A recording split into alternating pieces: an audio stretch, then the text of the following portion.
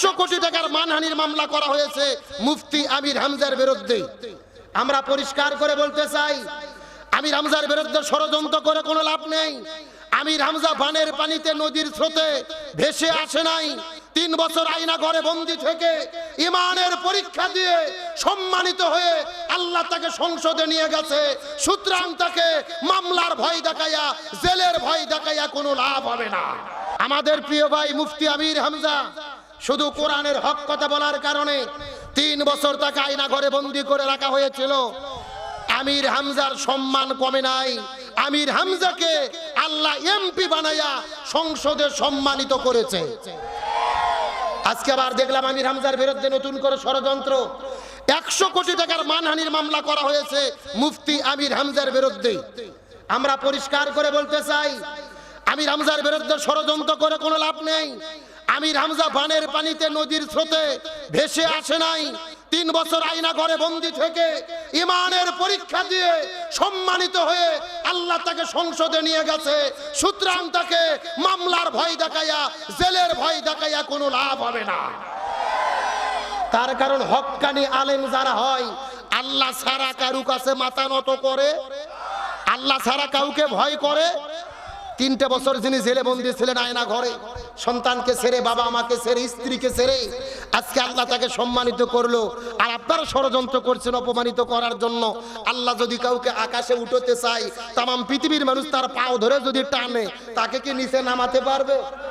আর তাম পৃথিবীর মানুষ যদি উপর দিকে উঠতে চায়, আল্লাহ যদি তাকে বেইজ্জতি করে, সে কি সম্মান পাবে? তার মানে বোঝা গেল সম্মান দেওয়ার মালিককে, অপমান করার মালিককে। কিন্তু আমাদের মনে কষ্ট কি জানেন? আমার মতো দাড়ি টুপিওয়ালা কিছু হুজুর আজকে আমির হামজার বিরুদ্ধে দাঁড়িয়ে জালেমের পক্ষ অবলম্বন করে ফতুয়াবাজি করতেছে। এরাই হলো 5 আটা সরকারি আলেম। সব সময় তারা তেলবাজি করে, মুনাফিকি করে, আলেমদের বিরুদ্ধে দাঁড়ায়। এদের বলতে চাই সাবধান হন, হকের পক্ষে থাকেন। আর যেই আলেমেরা হকের পক্ষে থাকে, আল্লাহ ছাড়া দুনিয়ার কারু কাছে মাথা নত করে না। এই জন্য আল্লাহ তাআলা বলেন, আমানুত্তাকুল্লাহ, ইমানদারেরা তোমরা আল্লাহকে ভয় করো। ইমানের দাবি হলো ভয় করতে হবে কাকে? আর যারা আল্লাহকে ভয় করে তাদের বলা হয় মুত্তাকি। জোরে বলেন কি বলা হয়? আজকের আলোচনার সাবজেক্ট হলো মুত্তাকি কারা, মুত্তাকিদের পুরস্কার কি। গভীর মনোযোগ। মুত্তাকি কারা, মুত্তাকিদের পুরস্কার কি, আমি সরাসরি কোরআন থেকে বলতে চাই।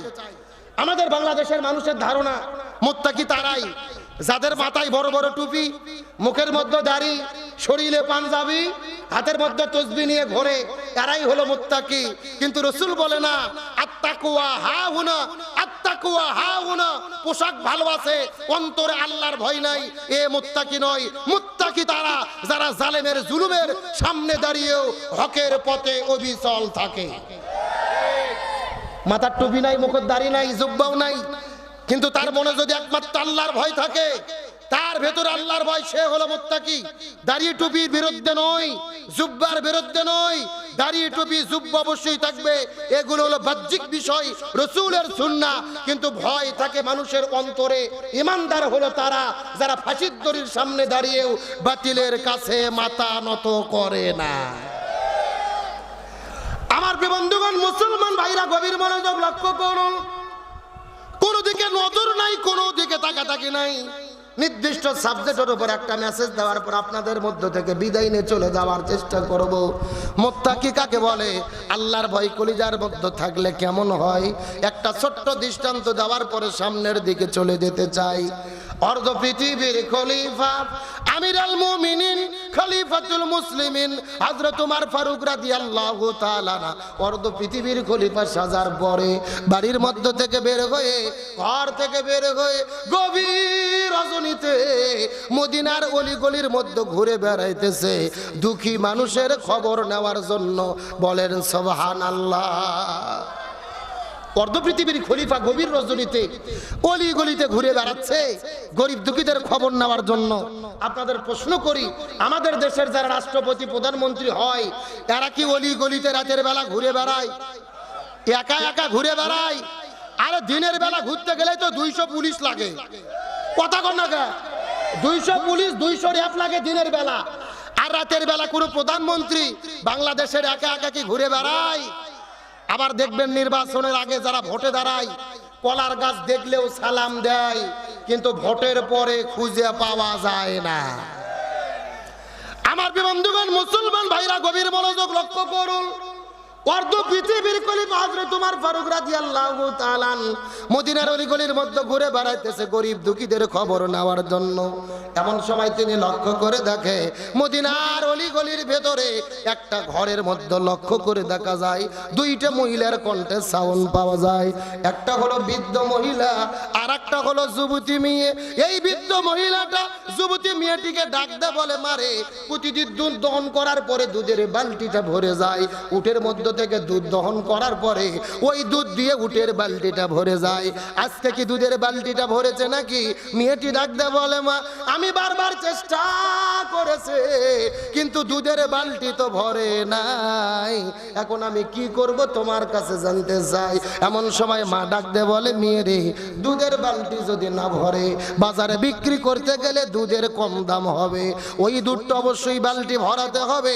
বারবার দহন করে দুধের বালতি যেহেতু ভরাইতে পারো নাই, এখন তোমার কাজ হলো ওই দুধের বালতির ভেতরে তুমি কিছু পানি ঢুকাইয়া দাও। দুধের মধ্যে কি ঢুকে দাও? জোরে কোন সুবহানাল্লাহ। কি? আচ্ছা, দুধের মধ্যে পানি দিলে দুধ আসল থাকে না নকল হয়? আর একটু জোরে বলেন না। এরকম নকল ব্যবসায়ী বাংলাদেশে আছে না নাই? চাঁপাইনবাবগঞ্জে দুধের মধ্যে পানি ঢুকানোর লোক যদি না থাকবে তাহলে দুধ পরীক্ষা করার মেশিন কেন নামানো হলো? আবার এমনও লোক আছে দেখবেন কি টাউট, দুধের মধ্যে পানি দেয় না, আগে বালতি পানি দিয়ে ধুয়ে পানি কিছু বালতির মধ্যে 1 কেজি রাখে, তারপরে যে দুধ দহন করা শুরু করে। তার মানে ও দুধের মধ্যে পানি দেয় না, পানির ভেতরে দুধ দেয়। আছে? আমার বন্ধুগণ, মুসলমান ভাইরা গভীর মনোযোগ লক্ষ্য করুন। এই মহিলাটি ডাকতে বলে, মা তুমি দুধের মধ্যে পানি ঢুকাইয়া দাও। এমন সময় মেয়েটি ডাকতে বলে, বা আমি যদি দুধের মধ্যে পানি ঢুকাইয়া দেই, অর্ধ পৃথিবীর খলিফা আমিরুল মুমিনিন খলিফাতুল মুসলিমিন কোরআন দিয়ে রাষ্ট্র পরিচালনা করে, আমরা যদি ধরা পড়ি আমাদের হাতটা তো কেটে দেওয়া হবে, আমি কেমনে দুধের মধ্যে পানি ঢুকাইব?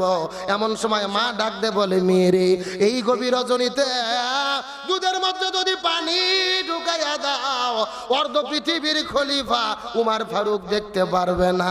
এমন সময় মেয়েটি ডাকতে বলে, মা এই গভীর রজনীতে আমি যদি দুধের মধ্যে পানি ঢুকাইয়া দেই, কেউ দেখতে পারবে না, একজন দেখবেন, তিনি হলেন আমার আল্লাহ। লিল্লাহে তাকবীর। কেউ না দেখলে দেখে কে? আজ এরই নাম হলো তাকওয়া। এরই নাম কি? কেউ না দেখলে আল্লাহ দেখে, এরই নাম কি? এ মুসলমান ভাইরা, কথাটা বোঝার চেষ্টা করেন। একটা ব্যবসায়িকের মধ্যে যদি আল্লাহর ভয় থাকে, এই ব্যবসায়ী কখনো খাদ্যের মধ্যে ভেজাল দিতে পারবে না। একটা চাকরিজীবীর অন্তরে যদি আল্লাহর ভয় থাকে, এ চাকরি করে কখনোই ঘুষ খাইতে পারবে না। একটা ব্যবসায়িকের মধ্যে যদি আল্লাহর ভয় থাকে, ওজনে কম দিতে পারবে না, খাদ্যের মধ্যে ভেজাল দিতে পারবে না। একটা পুলিশের মধ্যে আল্লাহর ভয় থাকলে নিরপরাধ মানুষকে গ্রেফতার করে জেলের মধ্যে নিয়ে যেতে পারবে না। একটা বিচারকের অন্তরে যদি আল্লাহর ভয় থাকে, ওই বিচারক কখনো অন্যায় বিচার করতে পারবে না। সরকারের অন্তরে যদি আল্লাহর ভয় থাকে, জনগণের উপরে জুলুম করতে পারবে না। তার মানে বোঝা গেল, ব্যক্তি, পরিবার, সমাজ, রাষ্ট্র, রান্নাঘর থেকে শুরু করে সংসদ ভবন পর্যন্ত সমস্ত মানুষকে পরিবর্তন করার জন্য একটা মাত্র গুণের দরকার। সেই গুণের নাম হলো কার? ভয়। আর কোনো কিছুর দরকার নাই। কোন মুসলমান যদি শুধু দাবি করে যে আমি আল্লাহ ছাড়া কাউকে ভয় করি না, ওই ব্যবসায়িক খাদ্যের মধ্যে ভেজাল দিতে পারবে, জনগণকে ঠকাতে পারবে,